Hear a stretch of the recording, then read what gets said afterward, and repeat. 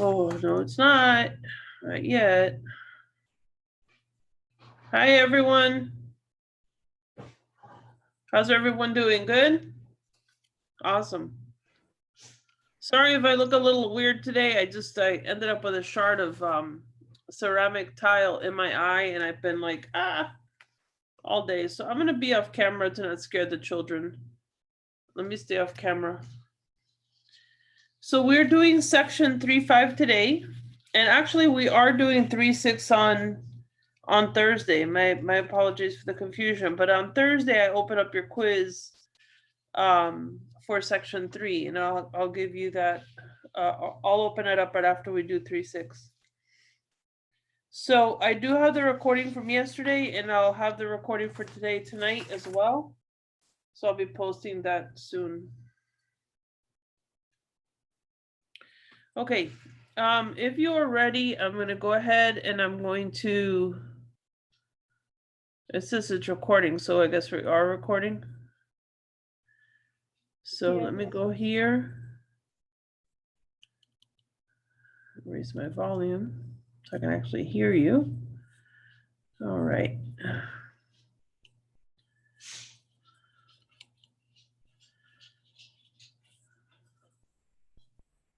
So make sure the volume is good. Can you hear me all right? Yes. Yep. And you can see my screen? No, we can't see your screen. Huh? We can't see your screen. No, you cannot. Okay.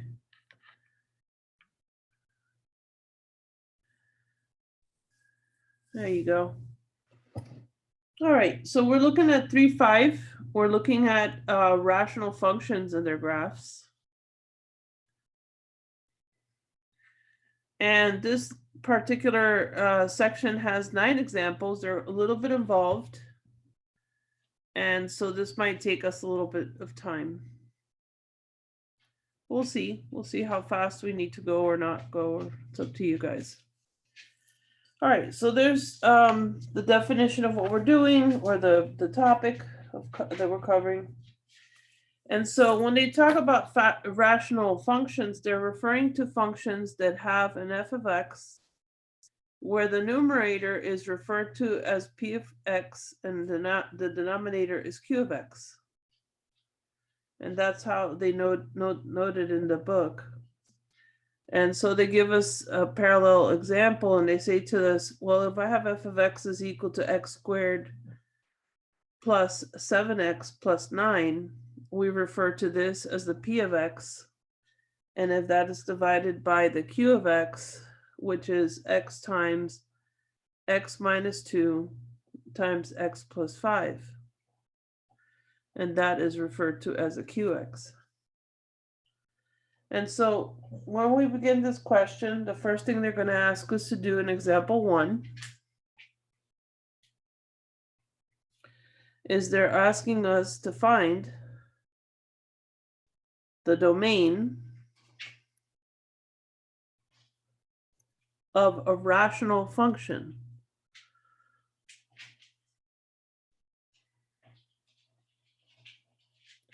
So pay close attention to the 3 examples that I'm going to present here, and we're going to talk about them. So I'm going to start with example A. We're finding the domain.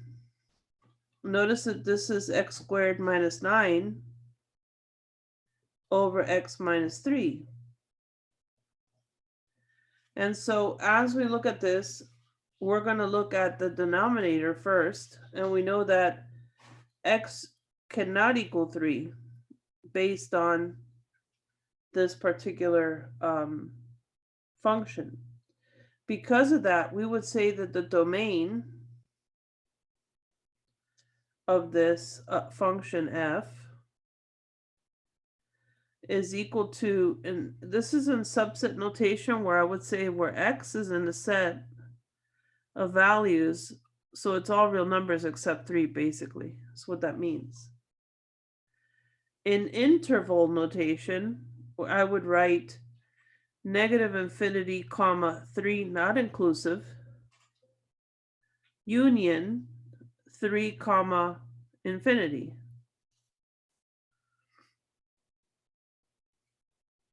Now, this is how they explain it in the textbook.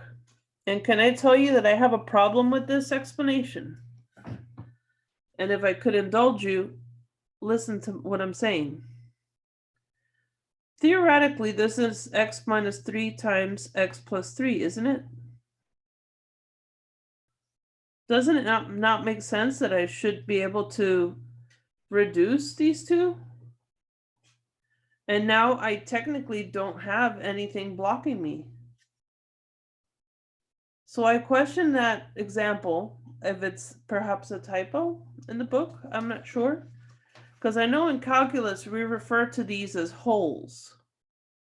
These are actually considered holes because there is that contention that we cannot ever be 3, but at the same time, we could factor it out to be x plus 3.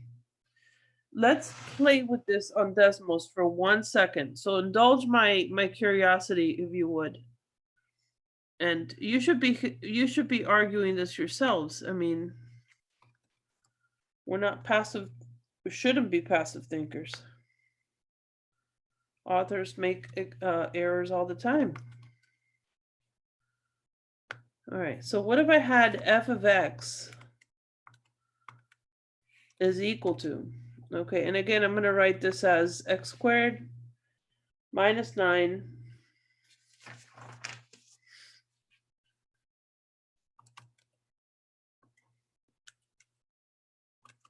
and all of this divided by, no, there you go. And this would be x minus 3. Look at what I'm saying. Look at the graph. What do you notice?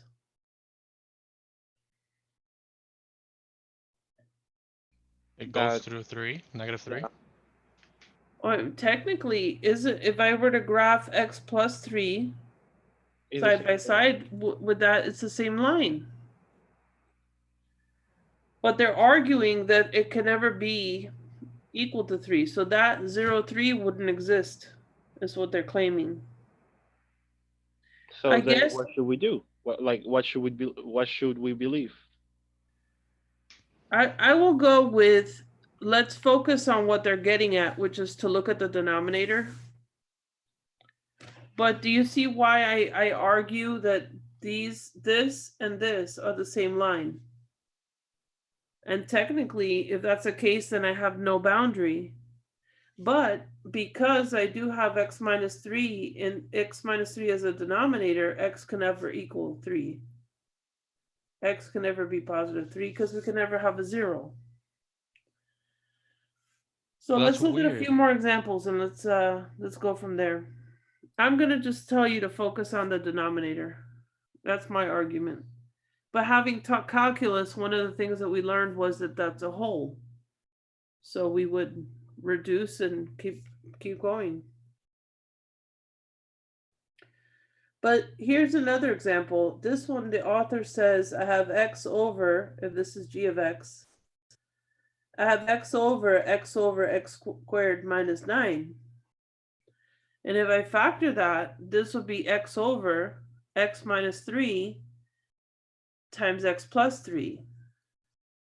So I'm looking at the denominator again, and I'm saying, well, then in this case, x cannot be negative 3 or positive 3. Having said that, what the author also suggests, and I suggest this also, is that you organize yourself in terms of a number line. We know that we go from negative infinity to positive infinity, right? And we know that we have negative 3 and we have positive 3. And this means that I have an interval from negative infinity, comma, to negative 3, not inclusive of 3, that's why the parentheses, union negative 3, comma 3, union, remember these are not inclusive, and 3, comma infinity. And so according to this, the domain of my function is basically all real numbers except -3, +3. So I have like, think of these like interruptions. And I I have a question. cannot be a -3, I cannot be a +3. This is also done on algebra class, right? Yes. Oh, okay, that's why it's so familiar. I remember going through this Yes. frustration at some point. Now Yeah. it's easy. This is just interval notation, right? Yeah, this one is interval notation. And if I do this in set builder notation, I would say where X is a value in the set of values, but not -3 or +3. That's set builder. Set builder. There's only those two, right? Because like that can Yeah. that. Okay. Either set builder or interval, and that's it. Okay. This is interval notation here. But do you understand my argument in that first example? 100%. Yeah. It And makes even total when we sense. graphed it on Desmos. It's the same line. Yeah, Yeah. because it says X cannot be equal to 3, but And it goes right through it. Guess what? It goes The right answer through is it. the same thing. But it's just weird because like one of the lines is X -3 and the other line is X +3, and you graph them both and they're the same thing. Like One that on top of the shouldn't be. other. It shouldn't be. Yep. Yep. So I'll go with my analogy. I just think that the author Made a maybe mistake chose a probably. poor example. I would have made that maybe a 7 instead of a 9 and then put this over it. That would make sense to me for the example. Okay, example C of example 1, where we have h of x is equal to x plus 3 over x squared plus 9. What do I know about x squared plus 9? Can you factor that? Can this be factored? 3. Nope. And this is squared, so this could be negative numbers all day long. So I have no restriction on this one. This is a perfect example of all real numbers.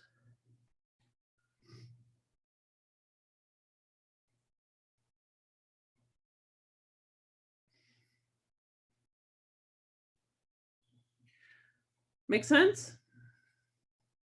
I mean, you can argue, well, if I take x squared plus 9 and I said it's a 0, I could potentially have x squared equal to -9, which we know that if we take the square root of both sides, we end up with the square root of -9, which is basically 3i plus or minus 3i.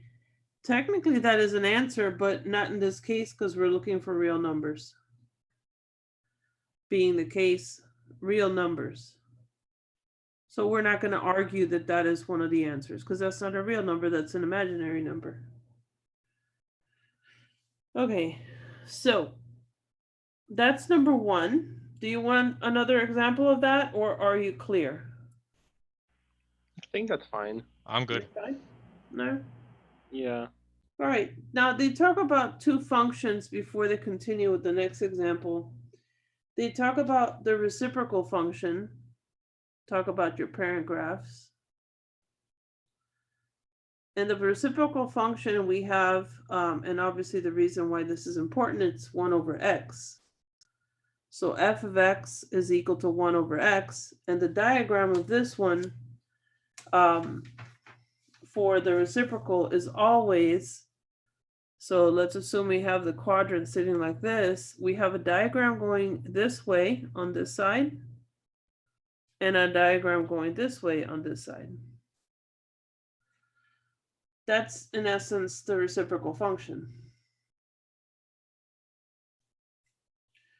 So what we say in this case is as x approaches positive infinity, because remember positive infinity, and I'm talking about the x, specifically the x-axis. So when we talk about as x approaches infinity, f of x approaches 0. If you notice, f of x is declining this way, approaching 0. Remember, it's asymptotic. It will never touch. So it's asymptotic. It will never touch that. It will come close, And even on the graph, you might be deceived. So let me show you what that looks like.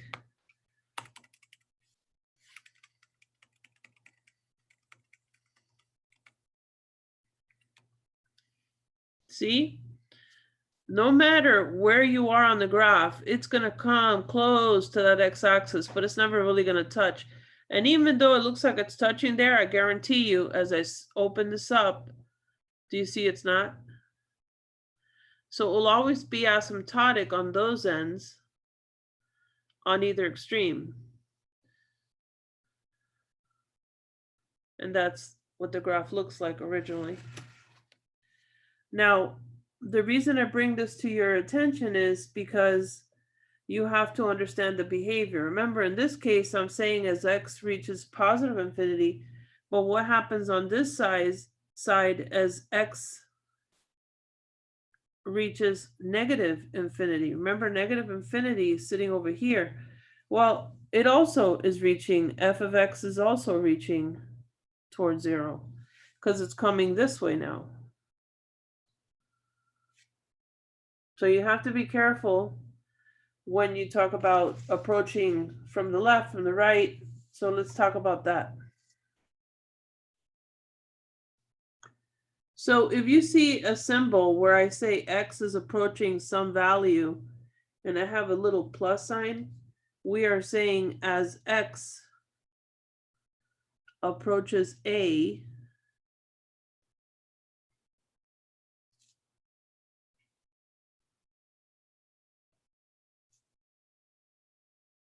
in this case from the right,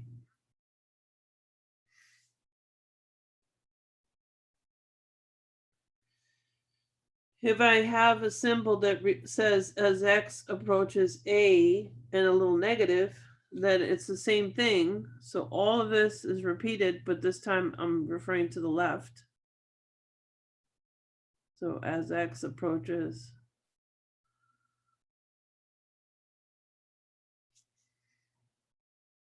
from the left. All right. And then if I ever have a symbol or a statement, I say as x approaches positive infinity, we say in this particular diagram, as x approaches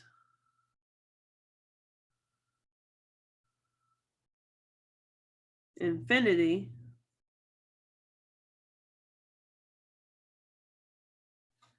x increases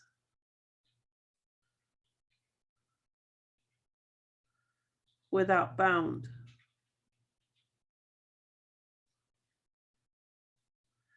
And if I say as x approaches negative infinity, then we say x decreases without bound. Same statement over here.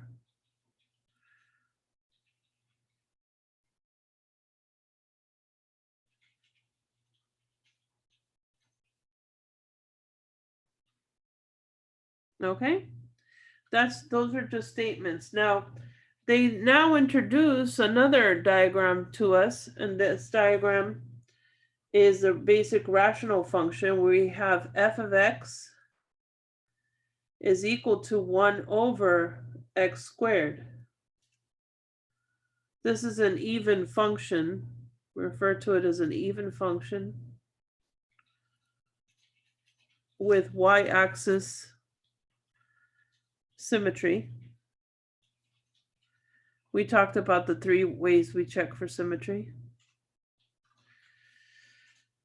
I call this the prayer function. The reason why I call it the prayer function, it kind of looks like 2 hands when you pray, when you hold your hands up. So the prayer function, again, because both values are sitting up in the first and second quadrant. It kind of looks like this. We would say, as an example, if I'm looking here, remember this approaching as x approaches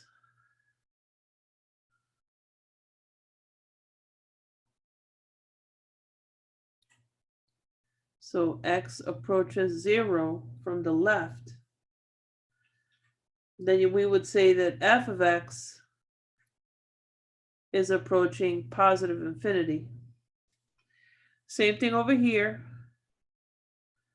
As x approaches 0 from the right, so it's coming this way, we would say again that f of x is approaching infinity as well. On this side, as I'm looking at this part of the graph, we would say as x approaches negative infinity, f of x is approaching 0. Never reaching 0, but approaching 0. Here's positive infinity. As x approaches positive infinity, f of x is also approaching 0. So remember, you're talking x behavior versus y behavior.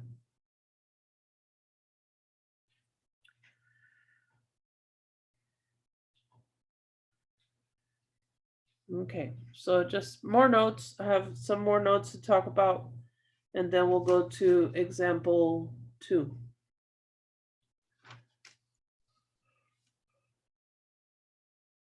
Okay, moving up. So we're going to talk about the definition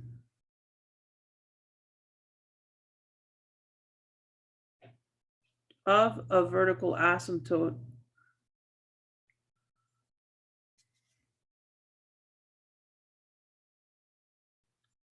And what I want you to take away from this is very simple. In terms of notation, so here's my quadrant. If I have a vertical asymptote here, and I have a diagram, let's say hypothetically this is my diagram in red. We're going to call this the blue line where x is equal, well, the value is equal to a.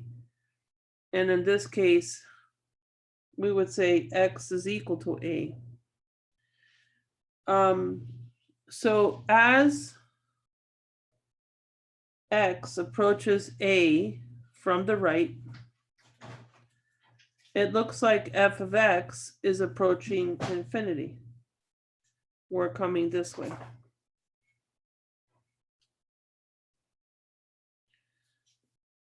If we have the same situation, but this time the graph is coming from the left in green, we would say in this case that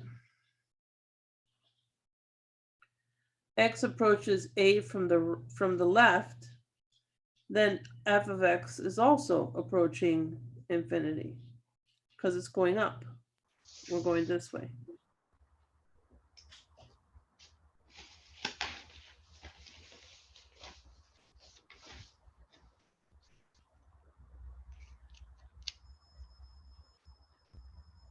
Again, looking at our quadrants, let's look at the same asymptote sitting here. So let's have an asymptote going this way. And let's say this time our diagram is going this way. Again, remember this is infinity. This is negative infinity. This is infinity, negative infinity. Okay, so as x approaches a from the right, in this case, so we're coming in this way, f of x is approaching negative infinity. That makes sense. Because it's dropping, it's going down in a sense. If our diagram, on the other hand, is coming this way, from this direction going this way, we would say as x approaches a from the left, so we're coming in this way, f of x is approaching negative infinity as well, because if you notice, it's dropping. Okay, and that's just FYI notes so that when I show you the next set of examples, it's going to stick a little easier, hopefully. Okay, so here comes example 2. In example 2, I have 3 functions we're gonna take a peek at. So we're gonna start with finding the vertical asymptotes of a rational function.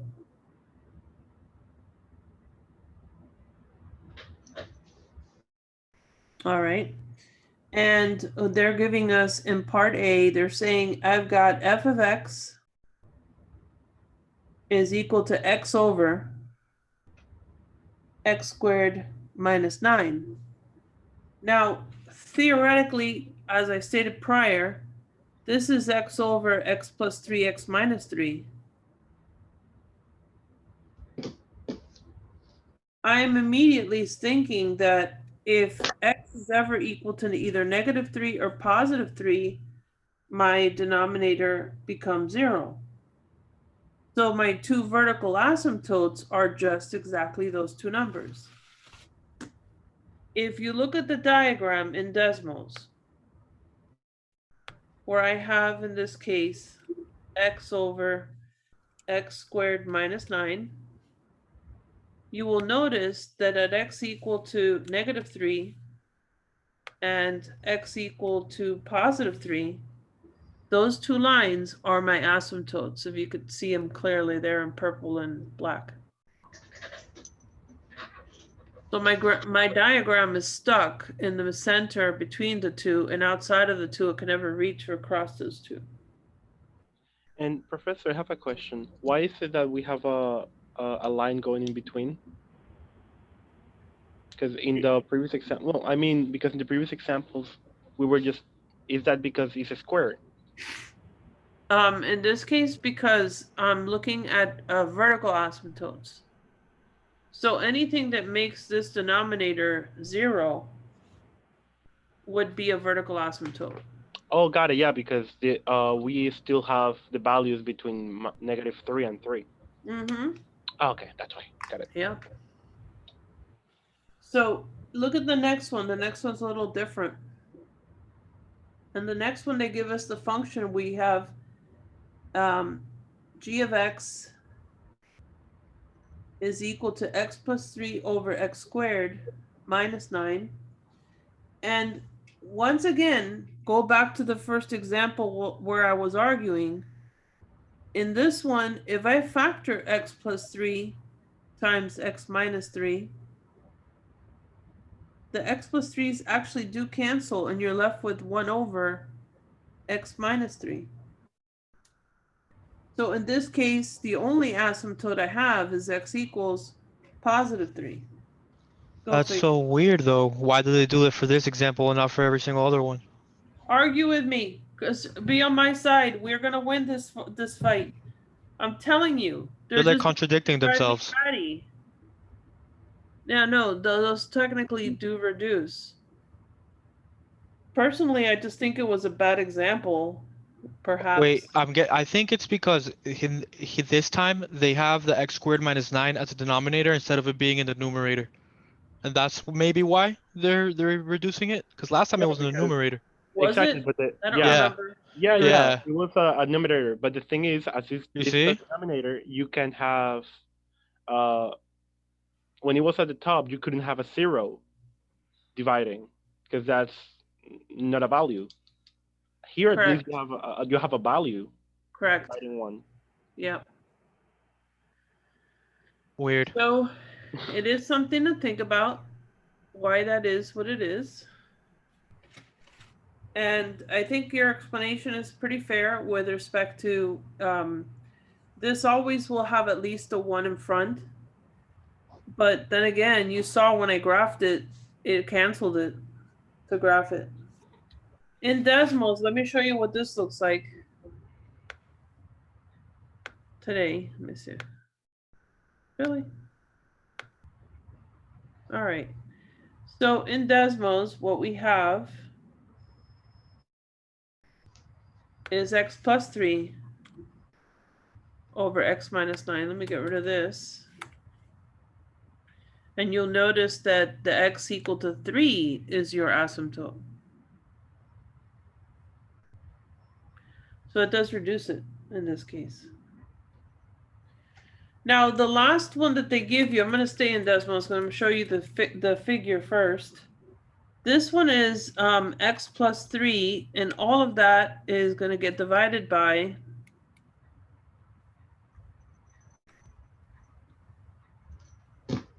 oh my. We're going to divide that by x squared plus 9. But what do we know about x squared plus 9? Nothing is going to split it. It's all real numbers, right? All real numbers. There's no asymptote in that case, because that denominator cannot be factored further. So I'm curious, when you do your homework, what is going to come about with respect to similar questions like number 9 or the one we did at the beginning.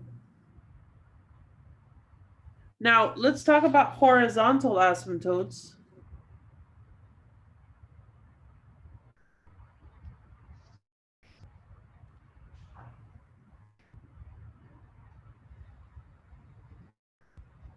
Now, horizontal asymptotes are very easy to identify.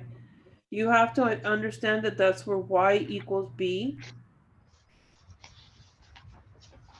And so the argument would ensue that if I'm looking at a value or a diagram that is crossing a value here, let's say this is your horizontal asymptote right here, and my diagram is coming this way.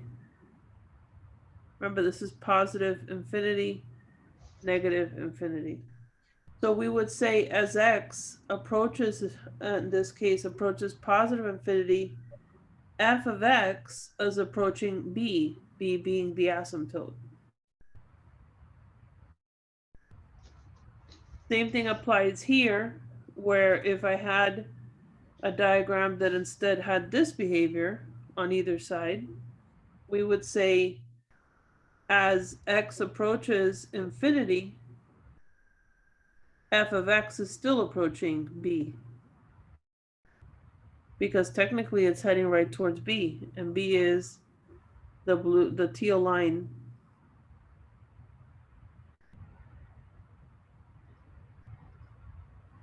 All right, and same thing happens even when it crosses, because there are cases when this will cross.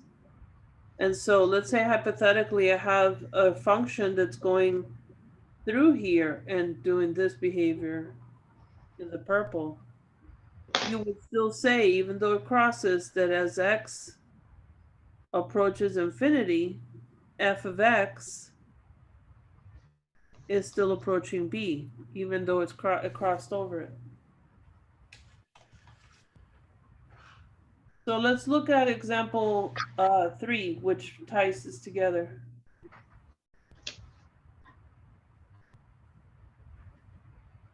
Okay, example 3 has to do with this concept. Now, I also want to bring something else to your attention. When it comes to horizontal asymptotes. So let's say I have f of x is equal to a sub n x raised to the nth, and it, continues all the way down to a to the 0, divided by b sub n. Notice that it's an m subscript, x to the m, like m and m, and this continues on to b to the 0. So if I look at this function, notice that there are 3 conditions. First of all, if the n value is less than m, then the y equal to 0 or the x-axis is the horizontal asymptote. And I'll show you an example of that. Condition 2,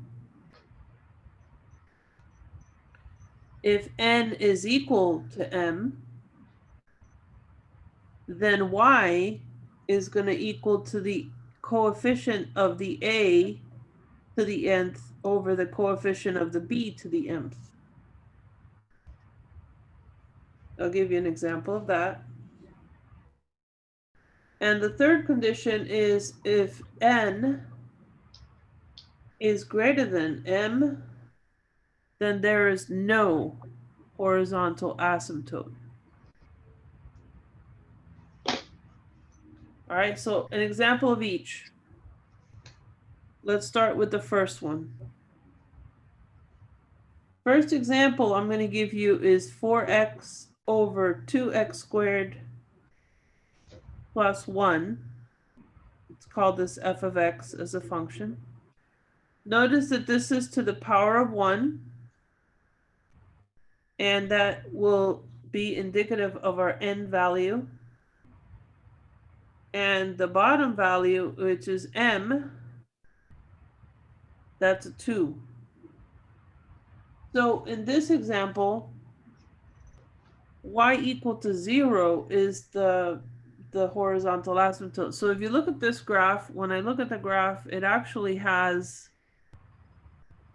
this kind of behavior where it's doing this weird squiggly thing. And yeah, don't panic, but it does this as a behavior. So regardless of the fact, this x-axis is its own asymptote, even though it does cross.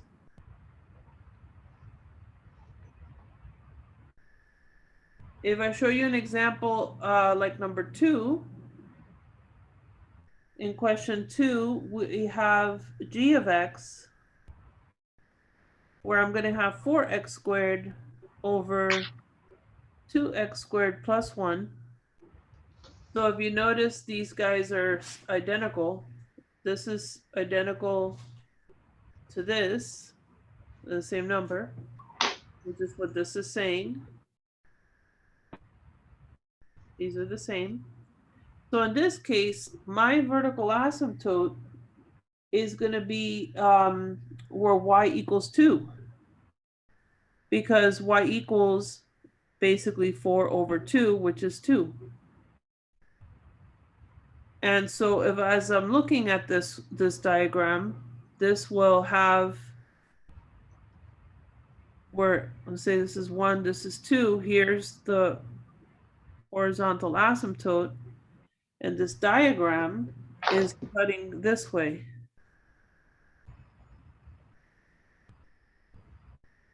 And that's where y equals 2. Professor, how come in the first example, the line just goes right through the asymptote? They do that sometimes, but if you notice that ultimately this does become plateaued on either extreme, and that's what they're focusing on. Just like here, if you recall, I did say to you in the purple, Right. in the purple, you can see that it does cross over, and yet it's still following the same notation where it's asymptotic to that particular horizontal asymptote. And what about those lines that go through the asymptote? Do they have a specific name, or it's just all the same? No, it's I guess it's you're just not really focusing a on the thing, fact that it's it never reaches the it's axis. yeah, it's just the nature of the graph. Okay. Okay, the third example, let's do that one in green. So in this one I have h of x, and this is equal to 4x cubed divided by 2x squared plus 1. And again, notice that in this case, the numerator is bigger than the denominator as the exponent value. Now, because this is bigger than this, there is no asymptote, no horizontal asymptote. be specific to that. And so when you look at this diagram, it's kind of like just doing almost like a cubic kind of behavior.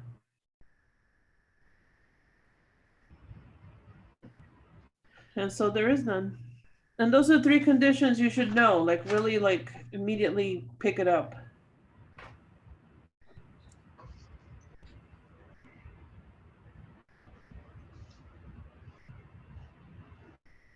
Okay, can I move on? Okay, so we are hopefully really comfortable with transformations of graphs. And so we're going to transform these rational functions. So in example 4, they want you to use the graph, or the parent graph, of f of x is equal to 1 over x squared to graph, and then they're going to give you g of x. G of x is 1 over x minus 2 squared plus 1. So obviously it has a horizontal shift of 2 units to the right and a vertical shift of 1 unit up from its current location. So let's look at this.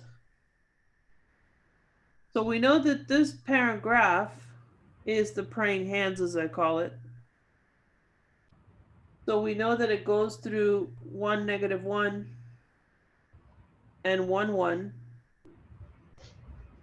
And it's from there, it's asymptotic on either end, going this way and going this way. Right? All right. So if this is 1, 1, this is -1, 1. All right. So one of the first things that I ask you is notice the shift. Again, this is a 1 over x minus 2 squared, which means that I have to shift 2 units to the right. So that means that instead of my center line being the y-axis, my center line is now going to be here at 2. So this is my new asymptote, or my new symmetry line, in a sense.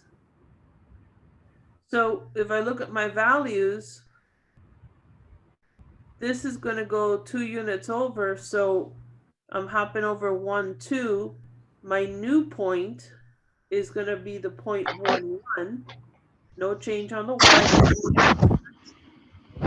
This line is going to go 1, 2. So it's going to come over here to x is 3. And this is 3, 1. And so my diagram should be cutting through here, going this way, and it should go going this way as well. So that's just the horizontal. Now the vertical shift, now my y's are going to go up. So let's say I go up 1 unit. That means that my new point is going to be 1, 2. So at 1, 2, I have a new point. And this point goes up 1 as well. So it's this will be 3, 2. And so once again, all that's happened is this is going to go through here, and it's going to now be asymptotic to y equals 1. So actually do that too low. This is my horizontal asymptote, this plus 1. So at plus 1, y is equal to plus 1, I can literally just draw a line that'll help me with my diagram. And now again, going through that line this way, going through here this way. And that's your new diagram.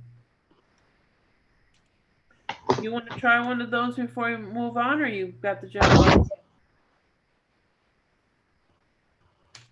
I'm good personally. You're good? Anybody else? So this is just applying transformations to not only the graph itself, but the asymptote as well, right? Right. This is your new asymptote. I'd like to try one more, thank you. No I problem. mean, the asymptote's 1 because it was 0, 0 in the parent graph, and it's the transformation is just up 1, right? Up 1, and that makes that your The new asymptote. Right, Yeah. okay, cool, thanks. So let me give you this one then to try. So we're gonna graph f of x is equal to 1 over x, and we're gonna use that to graph g of x, where g of x becomes 1 over x plus 2 minus 1. All right, so take a moment to, Can you show us a parent graph? the paragraph for this one should be the one where you have the Handspraying. no, that's not the handspring. Oh, yeah. The one handspring down is left, x squared. one Yeah, right. this one should go like this. All right, so take a look at that, and then we'll move on from there.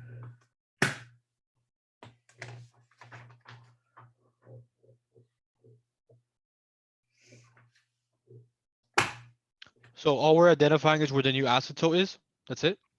No, you're trying to draw the diagram, actually. Oh, okay.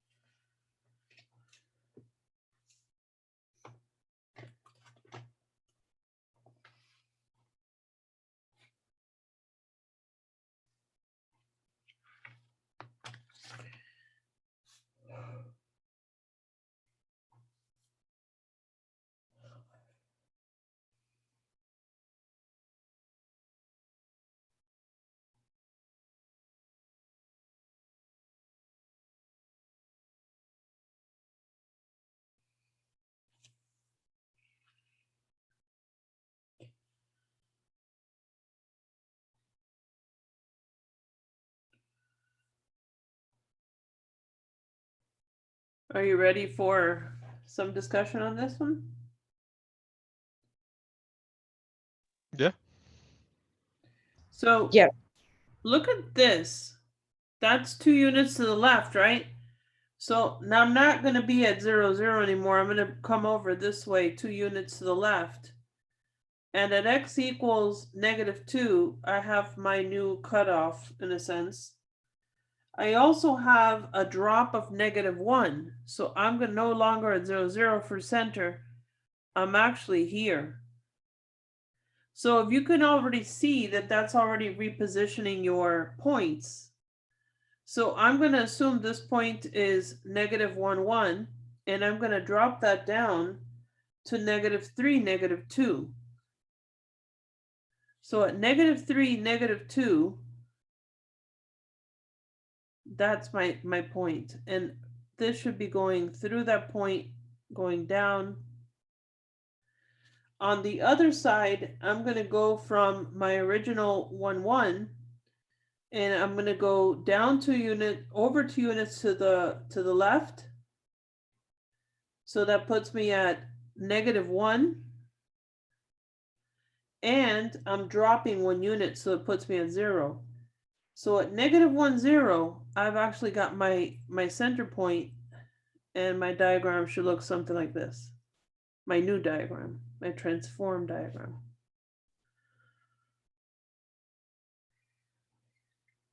So if you notice, I'm using just 1 point to move over 1, 2, and 1 down. I do the same thing here. I go from what was originally negative one, I go over 2, or I'm sorry, down 1 and over 2, so that I'm at -3 instead of -1.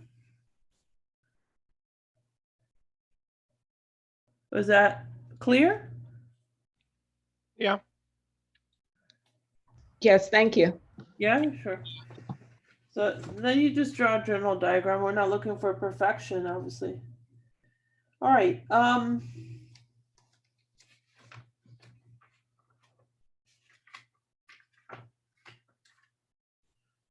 All right, let's look at symmetry. So with symmetry, if you remember, if you have f of -x, and that means that this is equivalent to f of x, we have what we call y-axis symmetry.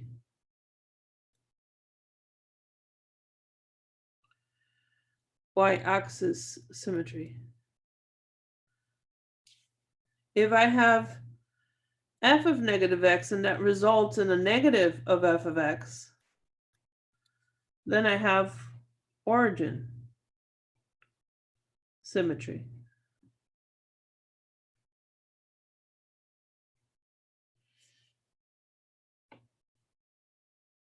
All right, so we're going to graph another function thinking of this. So we're looking at example 5. They want us to graph where f of x is equal to 2x minus 1 over x minus 1. And so as we do this, we're going to follow something like equivalent to 5 or 6 steps, depending on how you look at it. So step 1, we're going to determine the symmetry. Professor, question. Go ahead. Does this function right now has a parent function? And which one would it be? Since it has x on both ends, as a denominator and numerator, would it have one?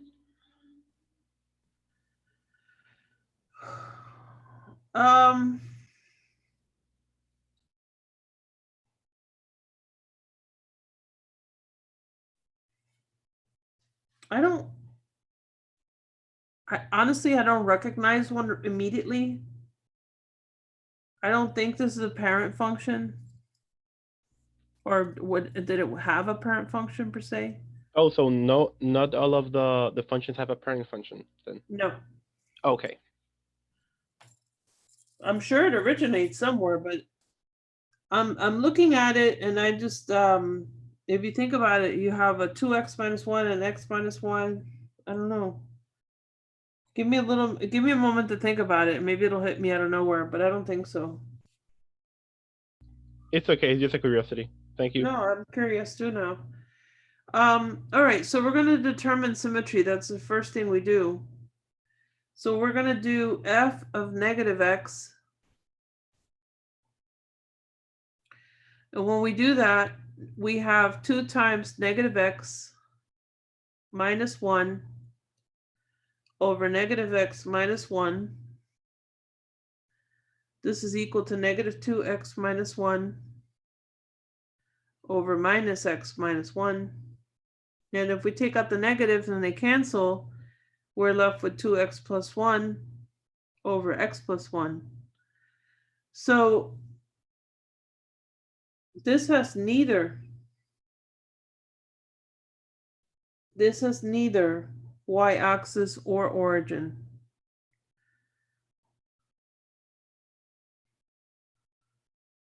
Think about it.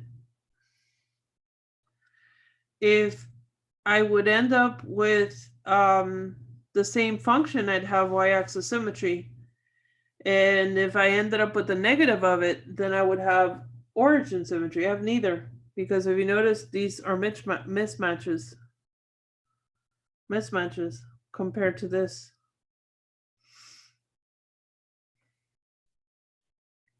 Step 2, we find the y-intercept. And we know that happens if x is 0. So basically f of 0 is equal to 2 times 0 minus 1 over 0 minus 1, which results in -1 over -1, which is 1. That means that my y-axis is 0, 1. My y-intercept. On question 3, I have x-intercepts.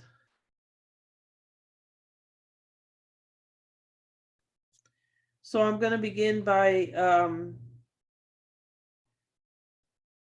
taking p of x, which is my numerator, and setting it to 0. So I have 2x minus 1 equal to 0. And therefore x is equal to positive 1/2. My x-intercept should be 1/2 comma 0.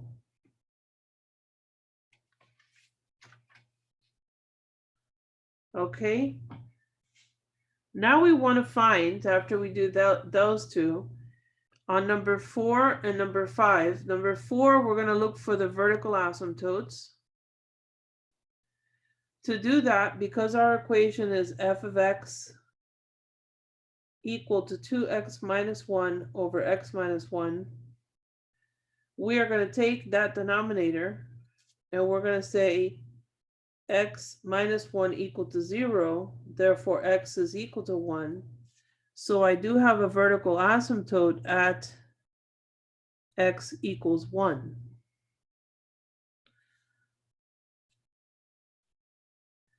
At number 5, I'm looking for the horizontal asymptote. In this case, I'm applying the 3 rules. So I'm just going to write here a little hint. Look at the 3 rules for exponents. So we have, again, f of x is equal to 2x minus 1 over x minus 1. Therefore, n is equal to m. They're equal. So that means that y is equal to 2 over 1. Again, this is 1, which is 2. So at y is 2, I have a horizontal asymptote.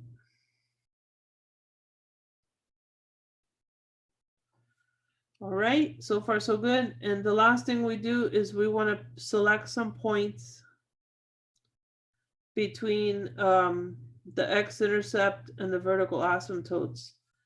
So in step 6, we're going to be smart. We know we have -2, and we know we have -1. Maybe you could use something like 3/4, and then maybe 2, and then maybe 4. And then we're going to plug those x values into our equation where f of x is sitting here at 2x minus 1 over x minus 1. You do end up with 5 over 3, 3 over 2, just substituting it in, -2, 3, and 7 over 3. So knowing that information, we're going to begin drawing our diagram. So a little rough graph, nothing fancy.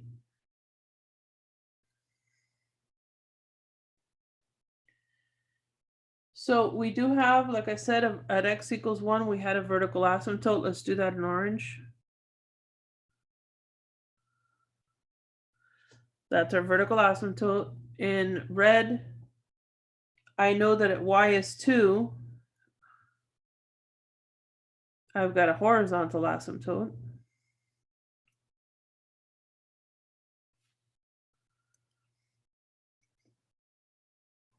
Okay, and once again, I'm also looking at the intercepts. We had a couple of intercepts. We had an x-intercept at 1/2. So this is my 0.1/2, 1/2 comma 0. And we also had a y-intercept at 1. So this is 0, 1, my other y-intercept. I then selected some other points. We selected some points. So we had a point at -2, which is 5/3, which is basically 1 2/3, so we're close to here. We had a point at -1, that's 3.5, so basically 1.5. So I'm somewhere here. We had another point which was at -3/4, which is somewhere about here. I had a -2, so let's say that's here.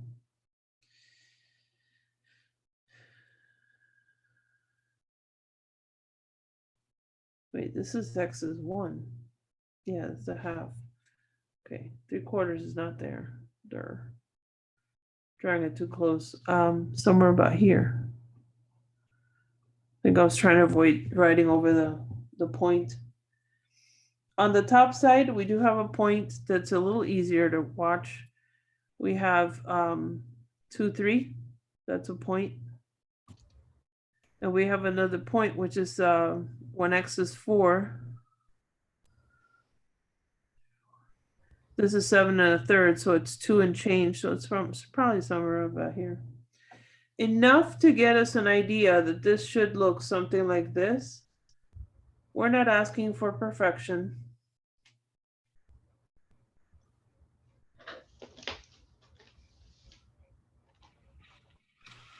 Okay, and that's what they're asking you to do in this particular question. But you got to follow those points so you can get the values you're looking for. Would you like to try one of these following those steps real quick?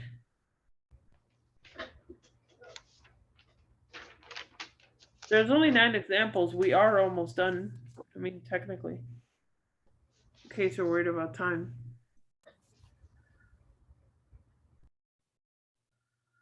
Yes, try Example. one. Yeah. Okay. So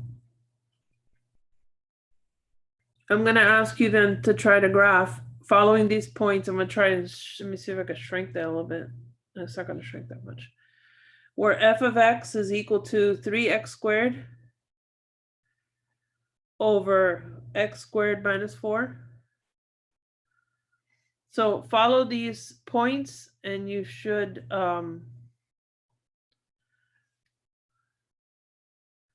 so number 1 is find the symmetry.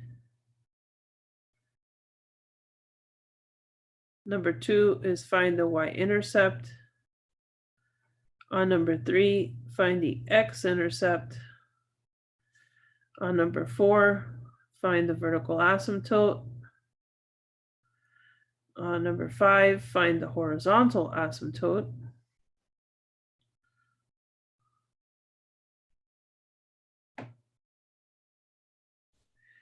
And on number 6, plot points.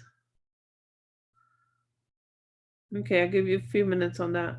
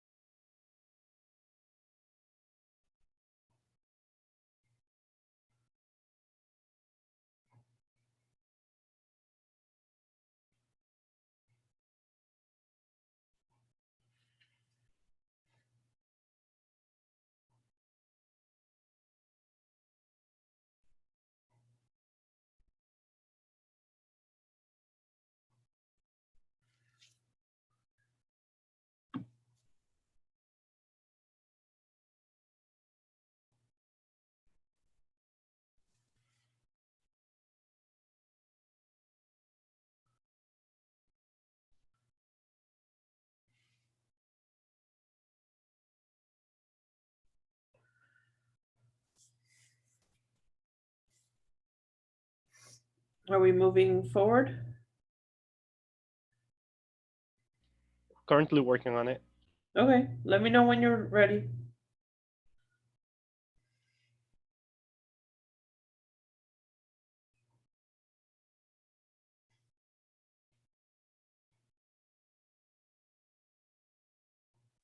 So which value? Where do you look at again to find which values you said between the X-intercept and the vertical asymptote? Yeah. Okay.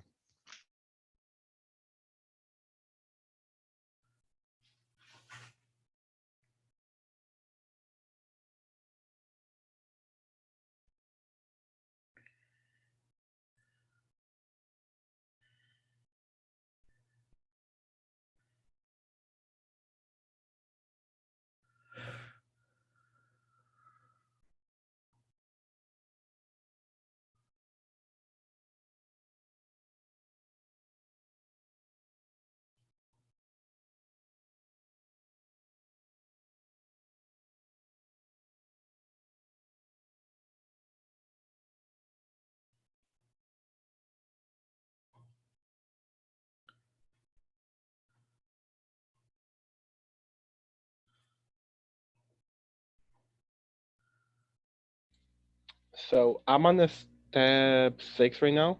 Uh-huh. Well, where I'm lost is I don't know where. I mean, you probably have the values or the graph, but the values like -2, -1, 3/4, 2, and 4. Some ugly numbers, huh? Yeah. So I would So choose numbers like, say -3, -1, 1, 3, and 4. Those will work. so you just pick numbers randomly that are in between the range. So and then Yeah. you got the calculation of it. Okay. Then throw them into your f of x. So just to save you some time, I am getting 27 over 5, which is basically 5.4.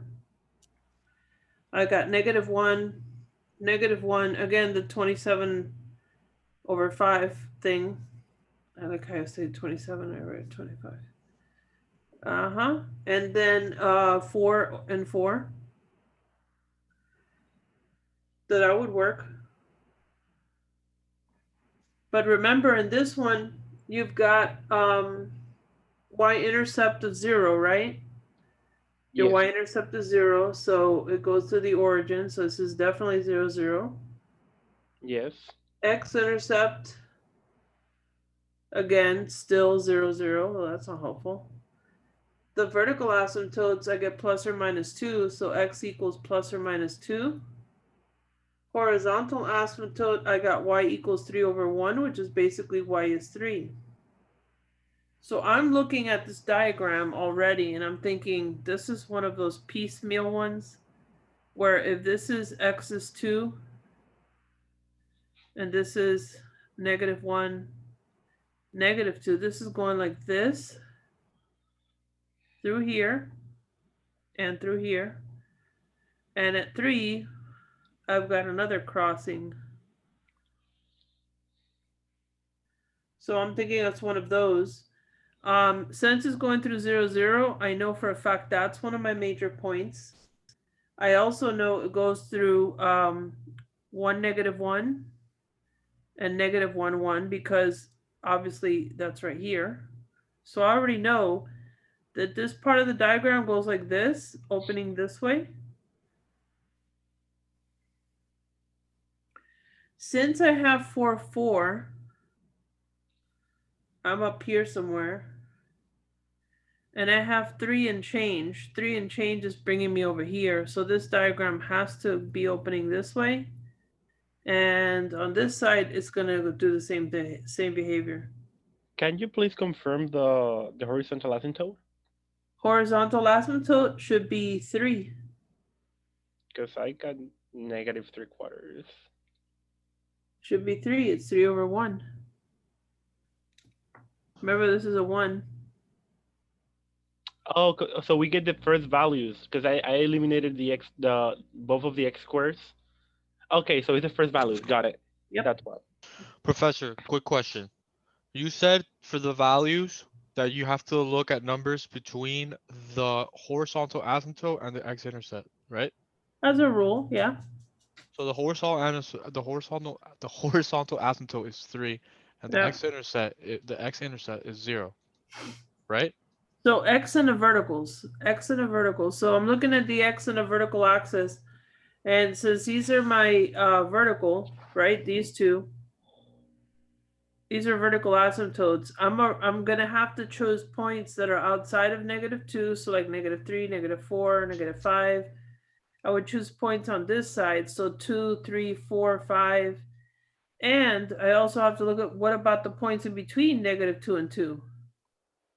Oh, okay. That makes sense.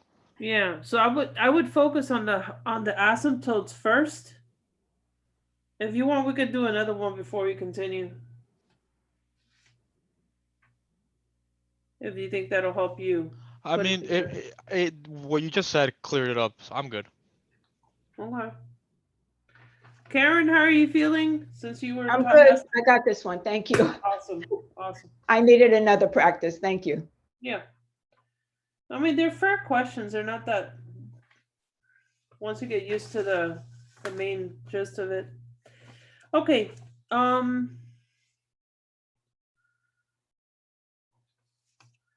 Number 7, that was number 6, by the way. I accidentally went to number 6, and I figure it's the same thing.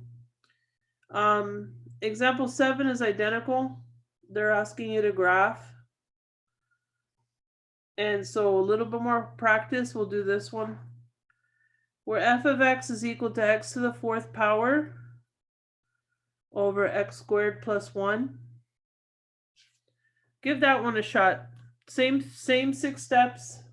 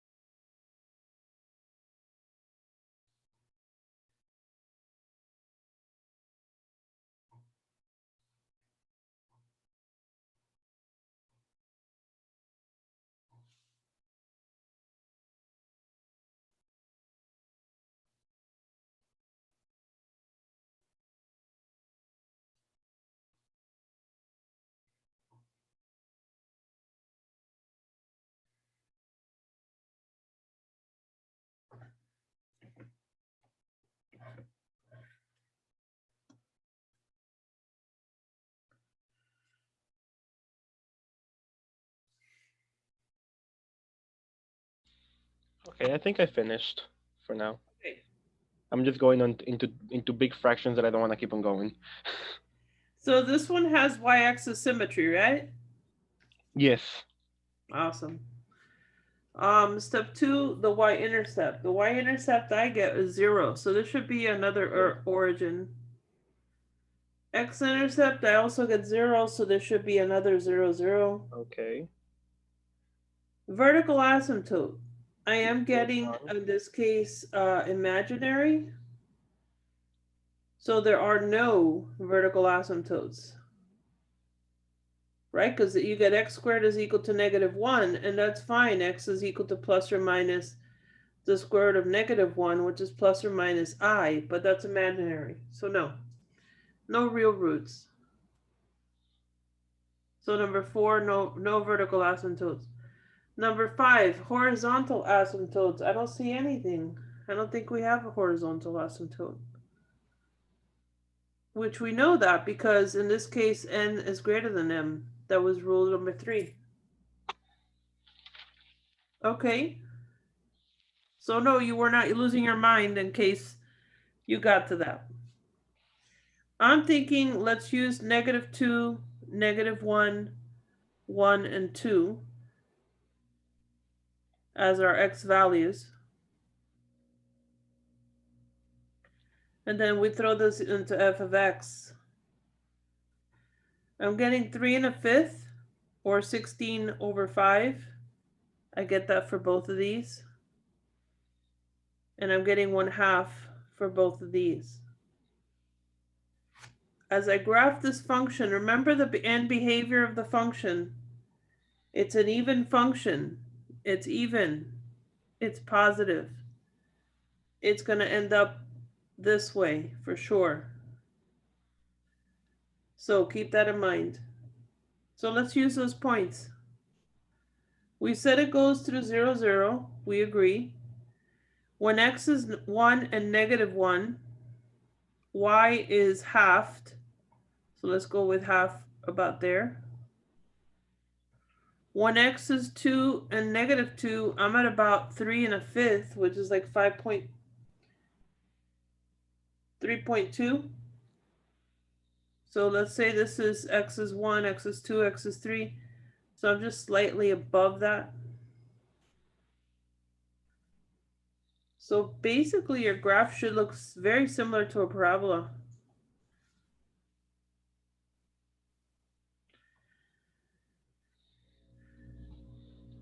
I was going crazy because instead of putting negative number for some reason, I just went 1, 2, 3, 4, 5, and as soon as I got it to 3, I was like, no, I'm not. No, but here's your hint. Y-axis symmetry. Yeah. I straddle the y. Y is 0. Y is x is 0, so 1, -1, 2, -2, and so on. All right. So let's talk about slant asymptotes, and we should be done very shortly. This is examples 8 and 9, the last two. I ran out of pages on my notebook. I gotta grab something else now. Okay, what is a slant asymptote? And that happens when you have equations where f of x is equal to, say, x squared plus 1 over x minus 1. The slant asymptote is basically involving division. So you're going to take that x minus 1, which means that x is equal to 1. Using synthetic division, you're going to complete this numerator to be x squared plus 0x plus 1. So your coefficients are 1, 0, 1. Notice that in this case, when I drop the 1, 1 times 1, 1, 0 and 1 is 1. 1 times 1 is 1 again, which means that we have a remainder of 2. And here's my response to that. So what? I don't care.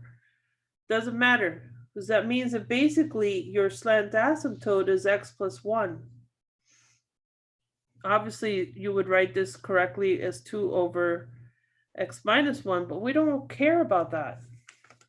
Our slant asymptote that is actually of importance to us is this right here.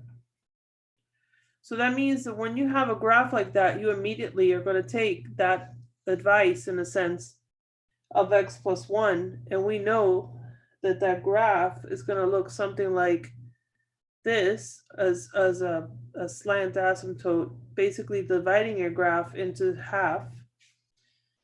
You also have, in this case, remember, x cannot be equal to 1.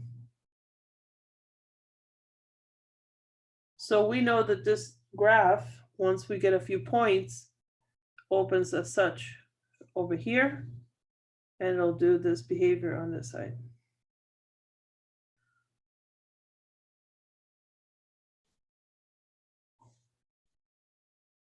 So the slant asymptote we're really looking for is just this part of the equation. We don't care about the remainder, which is why I was so emphatic about it. We don't care. Okay, now, I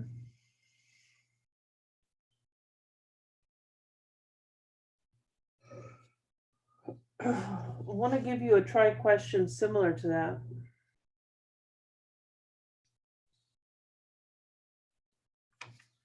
So let's do example 8.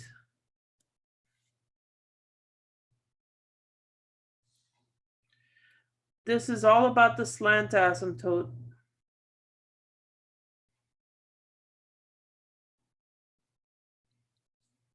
I'm going to give you where f of x is equal to x squared minus 4x minus 5 over x minus 3. And so we want to find the slant asymptote. Okay, and so begin by using synthetic division and go from there. I'll give you a minute or two and we'll do another one.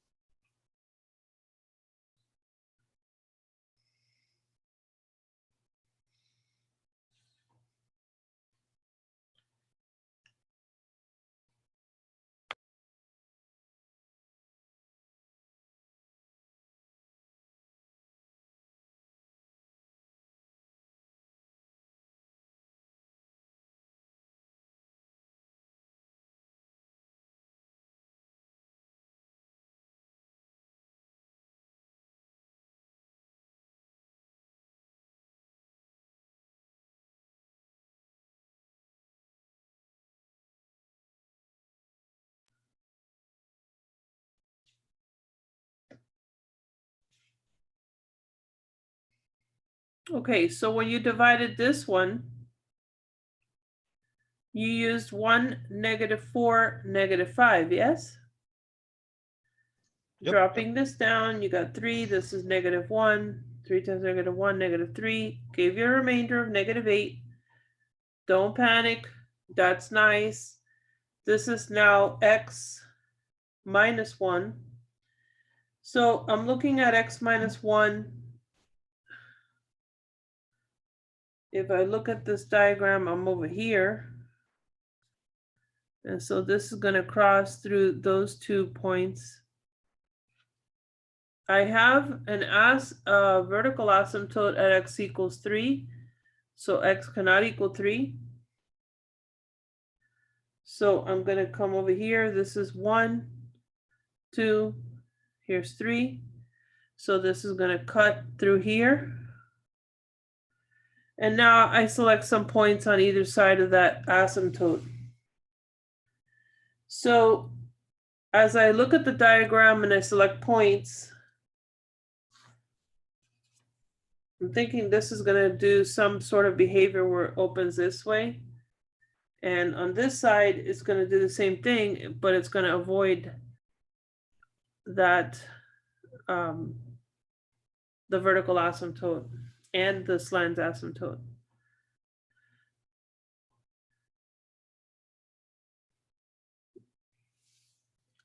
And you just need a few points. In case you're wondering how and why, think about it. You know, 2 is a good point to use. 2 is close to here. getting close to that slant asymptote 2.5, anything in there. I'm also thinking that if I'm going in this direction, something out here might be a good choice. Maybe like a -5 as a choice. It'll give you an idea of where this sits, and that's how I'm getting my points.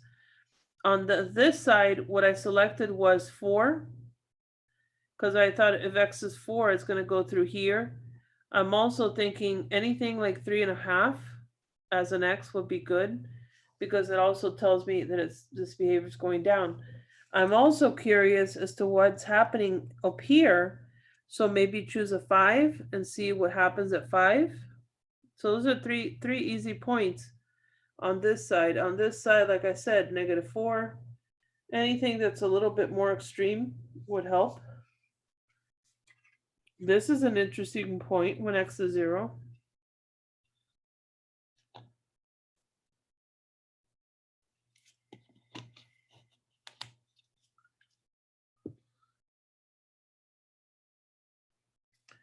So you kind of have to play around with what you do have and go from there. Okay.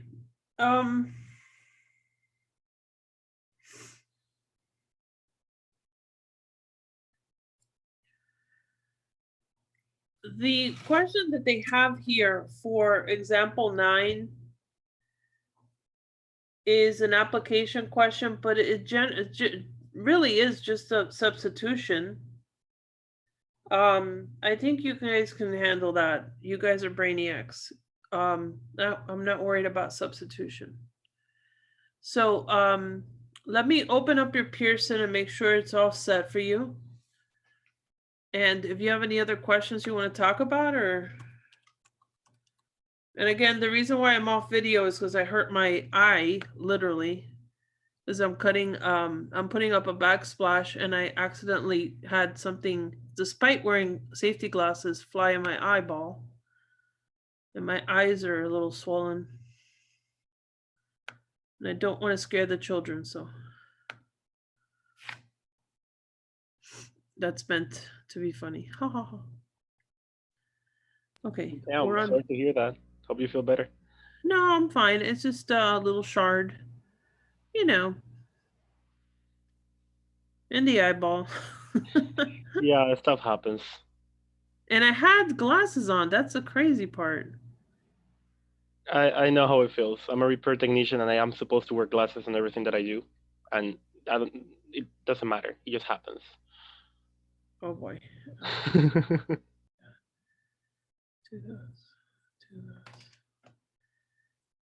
Okay.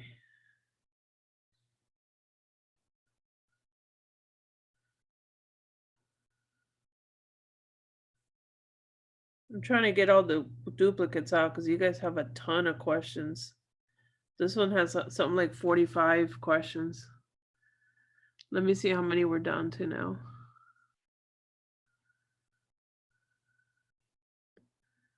I'm trying to get you down to 10. 1, 2, 3, 4, 5, 6, 7, 8, 9. Oh yeah, we're still way. I'll leave that. I'll do that. Okay, I'll leave that. I could take those two. I'm trying to remove anything that's duplicative. Okay, that's as good as it gets. You're gonna have a few questions, more than 10, but it's not that bad. Professor, you said you're going to be doing 3-6 on Thursday. I don't see any homework for 3-6. I haven't put it up yet. Oh, okay. Okay, I just wanted to make sure that we are. Yeah, we weren't gonna do 3-6, but I think we should. Okay. And it's, I mean, we don't. I mean, technically, we can hop over that and nobody would blink. Well, that would leave then the quiz, which would be good, I guess, for the weekend. Yeah. Yeah. I'm thinking I'm going that route. Okay. Thank you. All right, your homework should be set. Don't freak out. It says 45 questions initially. Don't freak out. It's not 45 questions. You should have like maybe 15, 20 tops. Is that what you have? I'm currently checking. We have to go question by question. Give me a second so I can go through everything. Yeah, but don't panic because I did take them off. I removed them.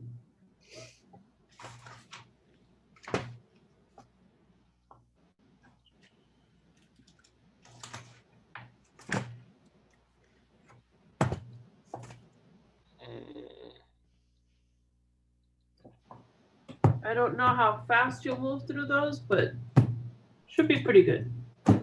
I mean, I don't think they're as 15 as you think. They're around 20. Not 46, I promise you. 23. Huh? 23 questions in total. That's How many? 23. Oh, that's not bad.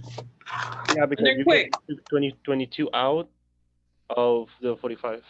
Yeah, and that's not bad. A nice little mix of questions. Okay.